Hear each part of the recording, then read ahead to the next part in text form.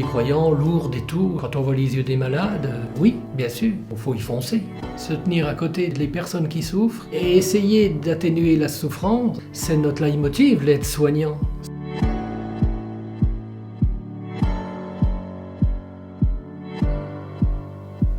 Alors je suis né à Rambervillers le 23 janvier 1961.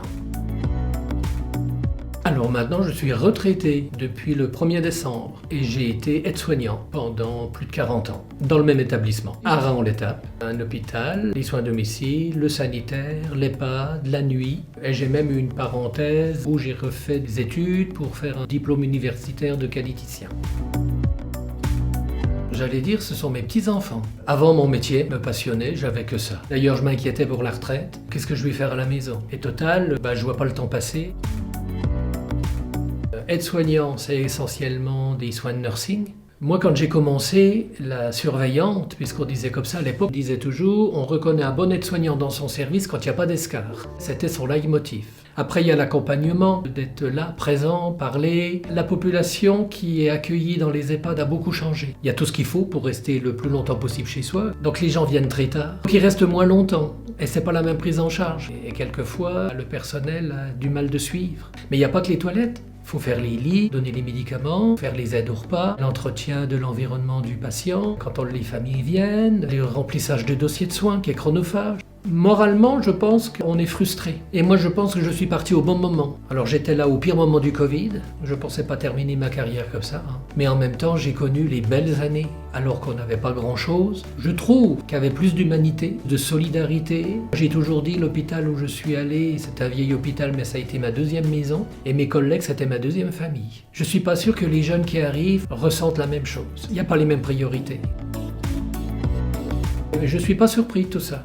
Je n'ai jamais compris comment un établissement qui soigne des personnes soit à but lucratif. On ne fait pas de l'argent avec des gens qu'on soigne. Quand on voit ce que les familles donnent pour être soignés comme ils sont soignés, les pauvres gens, oui, c'est terrible.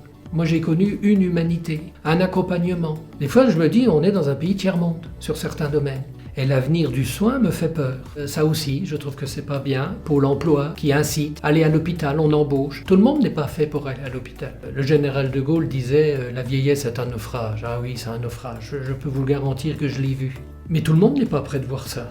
Je pense que même sans parler de vocation, il faut quand même avoir envie de s'occuper des autres. Faites un métier où vous allez vous sentir bien parce que vous allez venir ici, vous serez mal, mais forcément les gens que vous allez soigner ne sont pas bien non plus.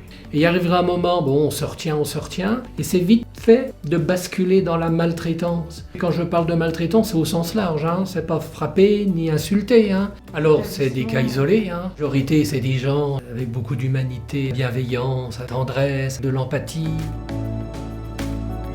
Alors ça, c'est quand j'ai été qualiticien. Quand il y a eu la loi sur la laïcité dans les établissements de santé, la direction m'a demandé si je voulais être référent culte. Moi, je suis pas croyant. Quoique des fois, avec Raphaël et Annie, elles en rigolent des fois parce que je dis mon Dieu. J'ai eu une culture religieuse, j'ai fait mon baptême, ma communion, ma confirmation. Après, je me suis un petit peu détourné. Quand j'étais à l'hôpital, un petit peu voir la misère, j'avais des discussions très intéressantes avec l'aumônier de l'hôpital. Mais j'ai accepté tout de suite d'être référent laïque. Je me suis dit, ça va m'ouvrir l'esprit sur peut-être d'autres religions. Sauf que j'avais contacté toutes les religions pour qu'on se rencontre et il n'y a qu'avec Annie et Raphaël qu'on a eu des contacts.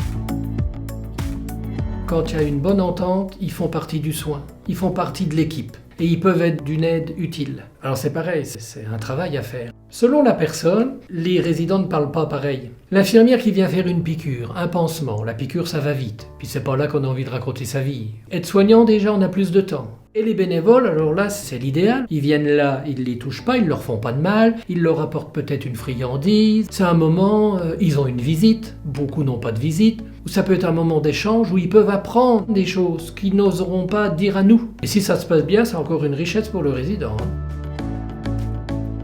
C'est plutôt dans l'évolution de ma carrière. Quand j'ai commencé, j'avais l'âge d'être les petits-enfants. Tout de suite, ils me tutoyaient, j'étais leur petiot. Et moi, je les voyais un peu comme mes grands-parents. Il y a quand même toujours la barrière. Ils sont toujours intéressés à nous. C'est ça aussi qui est bien avec les résidents. J'ai rencontré mon épouse à l'hôpital.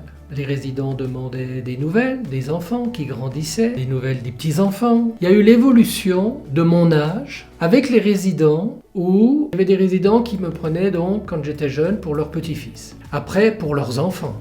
Et plus en vieillissant, presque il y en a qui auraient dit si j'avais 10 ans de moins, on pourrait peut-être vivre ensemble, de leur tenir la main quand on les change. Donc il y avait quelqu'un que je tenais, et puis il y avait sa main qui me caressait le dos, puis tout doucement ça descendait sur la fesse. Alors je disais, mais vous allez jusqu'où là? Elle dit, jusqu'où je pourrai.